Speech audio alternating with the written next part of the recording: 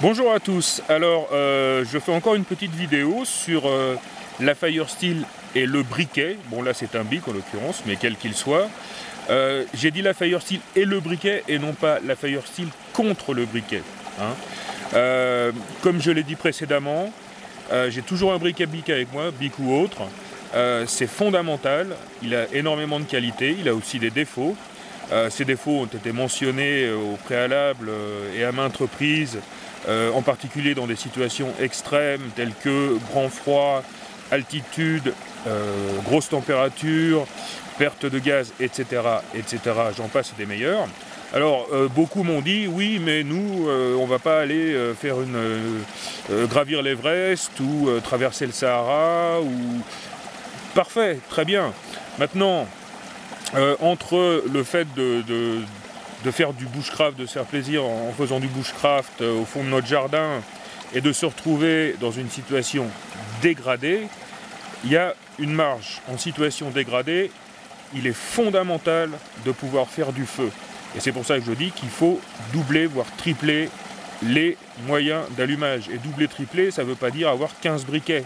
Parce que si le briquet est inutilisable, les autres le seront aussi.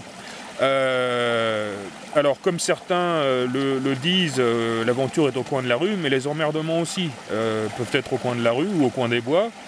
Il n'est pas nécessaire de partir en expédition 10 jours pour se retrouver dans la mouise. Vous foulez une cheville ou cassez une cheville à 1 heure du premier village et vous êtes là tout à coup face à une situation dégradée. Alors il va de soi, excusez-moi je fais un peu long, il va de soi que mon premier réflexe, ce sera de prendre le briquet, de prendre le moyen d'ignition, d'allumage le plus simple, de prendre le briquet.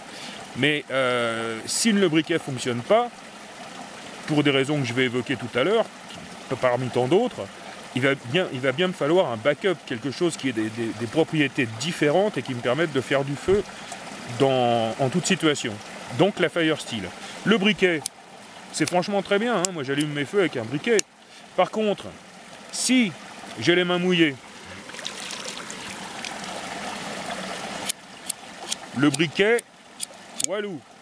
Alors, vous pourrez dire ce que vous voulez, mais si on se retrouve dans les bois sous une pluie torrentielle, qu'on tombe dans l'eau, etc., etc., et qu'on n'a pas la possibilité de se sécher les mains, et ça peut tout à fait arriver, c'est pas une situation rocambolesque ou ubuesque, eh bien, on l'a dans l'os. Alors, certains, et effectivement c'est possible, sèchent leur briquet sur leur pantalon. Bon, je me suis peut-être mal pris, mais là j'y suis pas arrivé. Ceci dit, idem, votre pantalon peut être mouillé, vos vêtements peuvent être trempés, et là vous n'aurez pas la possibilité de sécher votre briquet. Voilà, c'est tout. La preuve est là.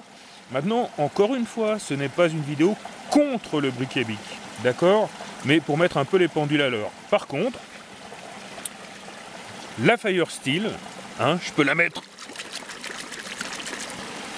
dans l'eau. Il me suffira de l'essuyer un peu, même si j'ai les mains humides. Elle reste humide, la Firesteel, là. Et elle me permettra de faire des étincelles. C'est tout.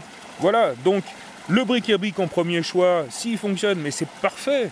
Maintenant, s'il ne fonctionne pas et que vous n'avez que des briquets, eh bien je suis désolé, mais vous pouvez être dans une situation grave.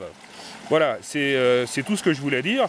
Et dernier point, et c'est une erreur parce qu'on doit doubler voire tripler les moyens d'allumage, c'est-à-dire pas 10 briquets bic, mais des moyens différents avec des propriétés, des caractéristiques différentes. Si on me disait tu ne pars qu'avec un seul objet pour faire du feu, il va de soi que je prendrais la Firesteel. Pourquoi ? Parce qu'un briquet bic ou autre, ça peut se casser. Pour tout un tas de raisons, le gaz peut s'échapper. Bon, il y a effectivement les conditions extrêmes. Une Firesteel, ça ne peut pas se casser. Voilà. Ça peut pas se casser, ça peut pas vous faire faux bond, ça continuera à faire des étincelles. Alors ensuite, et ce sera j'en terminerai là, bien évidemment, il faut savoir s'en servir.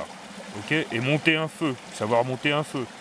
De toute façon, toute petite parenthèse, et après je vous fous la paix, vous pouvez avoir un bric à bic, un chalumeau, un lance-flamme, une fire steel.